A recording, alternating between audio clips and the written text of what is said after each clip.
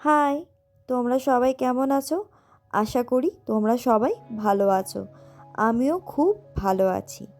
তো আমি আবারও একটি নতুন ব্লগ নিয়ে চলে এলাম তোমাদের কাছে। আজকে পৌষ সংক্রান্তির আগের দিন, সেজন্য আমার মা আমার শ্বশুরবাড়িতে নারকেল, চাল গুঁড়ো, গুড়, মিষ্টি এই সমস্ত কিছু নিয়ে আমার বাড়িতে এসেছে। তো আমাদের বেঙ্গলি কালচার অনুযায়ী মেয়ের শ্বশুরবাড়িতে চাল গুঁড়ো, নারকেল, গুড় এই সমস্ত কিছু জিনিস দিতে হয়, যাতে মেয়ে পিঠে বানাতে পারে। আর এর মধ্যে আমার শ্বশুর, শাশুড়ি, আমার মা, মাসিমণি এরা সবাই মিলে আমার মায়ের সাথে গল্প করছিল।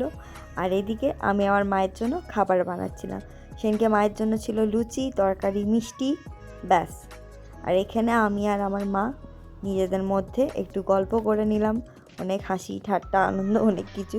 তবে একটা কথা, যে আমার মা কথা বলছে কিন্তু বারে বারে ক্যামেরার দিকে তাকাচ্ছে, আমিও তাকাচ্ছি। ফার্স্ট টাইম তো এরকম একটু হবে, তোমরা একটু অ্যাডজাস্ট করে নেবে, ঠিক আছে? কথা বলতে বলতে সময় যে কখন পেরিয়ে গেছে তা বোঝা যায়নি।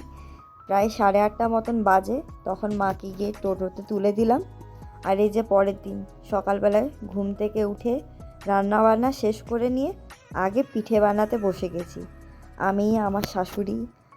তো যাই হোক, এবার তোমরা দেখতে পাচ্ছ আমি পিঠে বানানোর জন্য আগে চাল গুঁড়োটাকে চেলে নিচ্ছি, যাতে করে চাল গুঁড়ির মধ্যে কোনো গুটলি জাতীয় কিছু না থাকে, তাহলে পিঠেটা ভালো হবে না।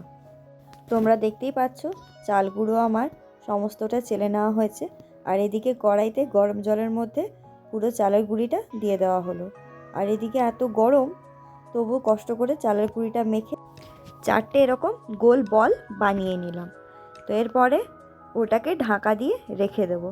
আর এদিকে দেখো আগে থেকে দুধ গরম করে রেখে দিয়েছি। আর এদিকে দেখো বেশিক্ষণ সময় নষ্ট না করে আমি আর আমার শাশুড়ি মা দুজনে মিলে বসে পড়লাম পিঠে পুলি বানাতে। তো প্রথমে তো আমি পারছিলাম না, তো ওনাকে দেখে দেখে একটা একটা করে পিঠে বানিয়ে নিলাম। তো অনেকটাই পিঠে হয়েছিল। এই পিঠে উৎসবে নিজে পিঠে বানিয়ে খাওয়ার তো মজা একটা আলাদাই, কিন্তু এর থেকে মজাটা দ্বিগুণ তখনই হয় যখন ওই পিঠেটা বানিয়ে অন্যের বাড়িতে পাঠানো হয়। সেই মজাটা কিন্তু তখন দ্বিগুণ হয়ে যায়। তো যাই হোক, আমরা দুজনে মিলে এক এক করে সমস্ত পিঠে বানিয়ে নিলাম। তো এই যে তোমরা দেখতেই পাচ্ছ আমার পিঠে বানানো হয়ে গিয়েছে। তো এবার প্রত্যেকটা পিঠে এক এক করে ফুটন্ত দুধের মধ্যে ডুব দেবে। তো এই যে তোমরা দেখতেই পাচ্ছ প্রত্যেক কটা পিঠে দুধের মধ্যে ছেড়ে দেওয়া হচ্ছে। তো দুধে আমরা কয়েকটা এলাচ দিয়েছিলাম যাতে গন্ধটা খুব ভালো আসে। সমস্ত কটা পিঠে দুধের মধ্যে দিয়ে দেওয়া হয়েছে। এবার আলতো করে পিঠেগুলো নাড়িয়ে নিতে হবে। এবার পিঠেটা যখন হয়ে আসবে তখন গ্যাস অফ করে, তো যতটা মিষ্টি খাবে সেই অনুযায়ী গুড় দিয়ে দেবে। তো এদিকে পিঠে বানানো হয়ে গিয়েছে। আমি আগে চলে এসেছি পিঠে খেতে, কারণ আমার পিঠের ওই জুসটা খেতে খুব ভালো লাগে। আর এদিকে দেখো আমি রেডি হয়ে যাচ্ছি, কারণ আমি যাব পিঠে নিয়ে একজনের বাড়ি। তো দেখতেই পাচ্ছ আমি রেডি হয়ে গিয়েছি। আর আর আমি চলে যাচ্ছি সুদূর আমার বোনের বাড়ি।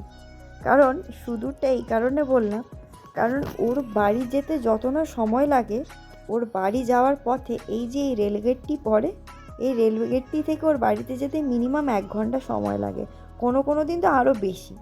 তো যাই হোক, কোনো রকমের ঠাকুরের নাম নিয়ে পৌঁছে গিয়েছি। গিয়ে না গিয়ে মাম্মাকে দেখছি ওর বাবার সঙ্গে দুষ্টুমি করছে। তো আমিও বাবির সাথে একটু খেলাধুলো করে চলে গেছিলাম মায়ের বাড়িতে। মাও 1 ডেচকি পিঠে বানিয়েছে, ওখানে গিয়ে আমিও একটু পিঠে খেয়ে নিলাম। আজকের ব্লগটা কেমন লেগেছে অবশ্যই তোমরা কমেন্ট করে জানাবে, লাইক করবে, শেয়ার করবে। দেখা হচ্ছে খুব শিগগিরই পরের একটি ব্লগে। Bye bye.